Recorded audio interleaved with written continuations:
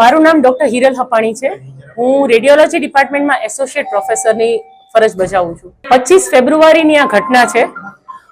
Patient ટ્રોમાનું હતું અને plane brain scan માટે આવેલું હતું. 11:20 પહેલી વાર એમણે સીટી સ્કેન વિભાગમાં એન્ટ્રી લીધી હતી અને ત્યારે ઓલરેડી એક સીટી સ્કેન નેક વિથ પેરોટિડનું કોન્ટ્રાસ્ટ સ્ટડી અંડર એનેસ્થેસિયા ચાલી રહ્યું હતું.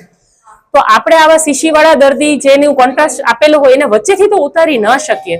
એટલે એ દર્દીનું સ્કેન પત્યું અને તરત જ આપણે આ દર્દીને અંદર લીધું. 11:50 પેશન્ટનો સ્કેન ચાલુ કર્યો આપણે અને પેશન્ટ હલતું હતું એટલે આપણે એમને ઉતારી લેવા પડ્યા. 12 વાગે આપણે પાછા એમને ઉતારી દીધા.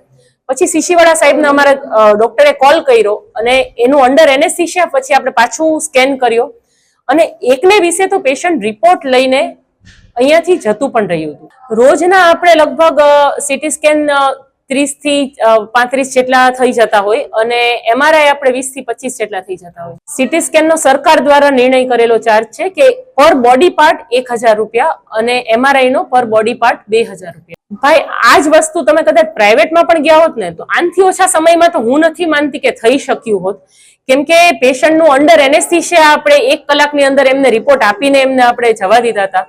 તો કોઈ આપણા તરફથી લલિયાવાળી નથી. ઓલરેડી સ્કેન ચાલતો હતો એટલે એમને 20 મિનિટ ખાલી રાહ જોવી પડી હતી. ભાઈ તકલીફ તો થાય જ, કેમ કે આમાં ગરીબ દર્દીઓને જ સફર કરવું પડે. ઓલરેડી જેમનો વારો હતો એની જગ્યાએ વચ્ચેથી અમને લેવા પડે અમારે. એ તો અમારા સુપ્રિન્ટેન્ડન્ટ સાહેબ અને ડીન મેડમ ને એ લોકો જ નક્કી કરી શકે. સાંજ સમાચાર ફેસબુક પેજને લાઇક કરો, વિડીયો શેર કરો અને વધુ વિગતવાર સમાચાર માટે sanssamachar.net વિઝિટ કરો.